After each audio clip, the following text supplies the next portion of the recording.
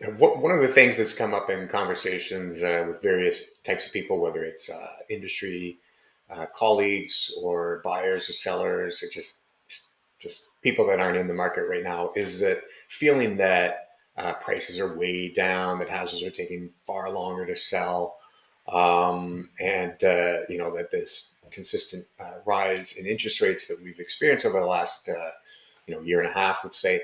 Um, has really kind of depressed the market. And it's actually, so there's feeling on one side and then data and scorekeeping on the other. And the numbers don't match those feelings. Um, have we seen better markets? Yeah. But in recent memory, at the end of September, it's not things aren't terrible. However, we do have a couple things that occurred in September that we'll need to monitor real closely over the next couple months, w- which could and will likely determine maybe finally seeing prices go down at a significant rate. We'll see, but we'll get into it now. So quickly, just further to the prices have not fallen out from underneath us. The Hamilton market ended September at the median price just over 725,000. That's down 3.3% from the end of August and just under 6% down from the peak of 2023 for June and July of 770,000. So, and we're higher than we were last September, not by much, just a fraction of a percentage, three-quarters of a percent to be precise. But again, there's that kind of feeling versus reality.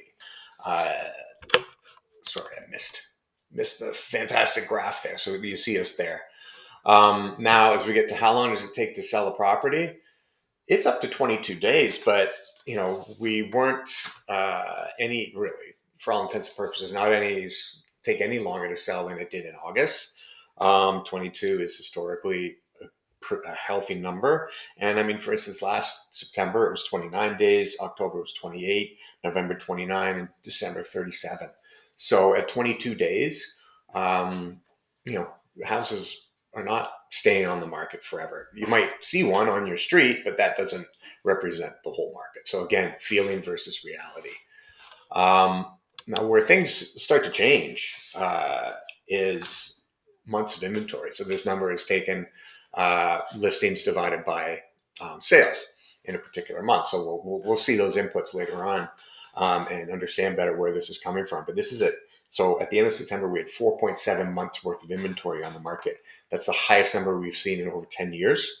Uh, and there has, in the last 10 plus years, going back to January of 2013, and every month since then, we have not seen another month in the fours. We have now, historically, September is the highest month of the year on average, but not to the to the to the to this magnitude that we've seen versus any other month in the past 12.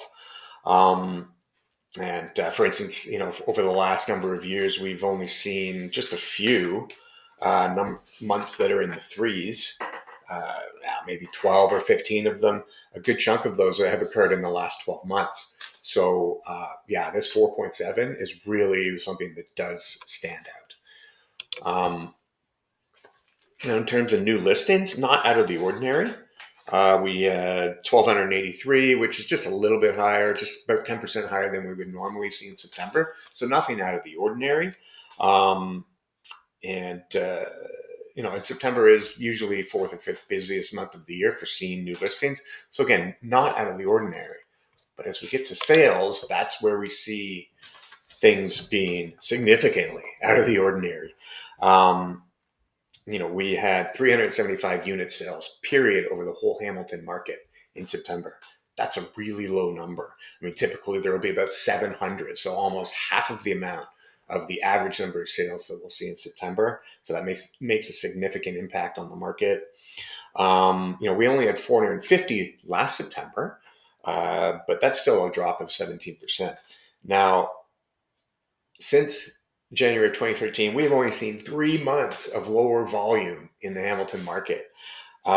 Two of those were in the past year, December of 2022, January of 23, and then the third month out of all of those was April of 2020. And you may remember April of 2020. That was the year, that was a month in the year where kind of everything came to a stop, especially like real estate not being immune from that due to COVID and shutdowns, all that kind of stuff. So those are the only 3 months since September, since January of 2013. So this is an extremely uh, uh, low number and showing the lack of demand in the market. And what's happened with respect to listings, if you follow this, you'll know sales to new listings kind of is a gauge on where the market's at. The sales to new listings ratio in September was 29%. Again, going back over that 10 plus year span, we haven't seen any month in the 30s, let alone in the 20s. And we've only seen 8 months that were in the 40s over that period of time. And 6 of those were in the past 12 months. So this is a significant change in what we've been used to in terms of, so that's the measure of the rate of uh, properties coming off the market through sales and coming on the market through people needing or wanting to sell their homes. Now, overall, that's getting that affects obviously inventory in total. Um, Now, the amount of inventory, it's the largest we've seen in the last 12 months, but it's not far off of, it's not an unusual number for September. It's not far off of September 2019. It's the most we've seen in September for the last few years. Um, but as a single month, it is the highest we've seen since May of 2019. And based on what has happened with the lack of demand, that small amount of sales activity and listings coming on at a pretty good rate, we're going to see. We've seen this slight build in inventory, and if that doesn't change, kind of back to what we've been used to, that's obviously going to grow more and more. So, really, a couple things to be looking out for August or October is. Will there be a bounce back in the amount of sales? Typically, October doesn't vary a whole lot from September, but maybe it will this year. And is finally this feeling that we've had of values going down, will that start to manifest itself in October? Really interested in seeing how those two numbers come out in October. So we'll get back to you then and let you know how it turned out. If you have any questions in the meantime, need any information, have any comments, I'd love to hear them. Thank you very, very much for your time, and we'll see you next month. Take care.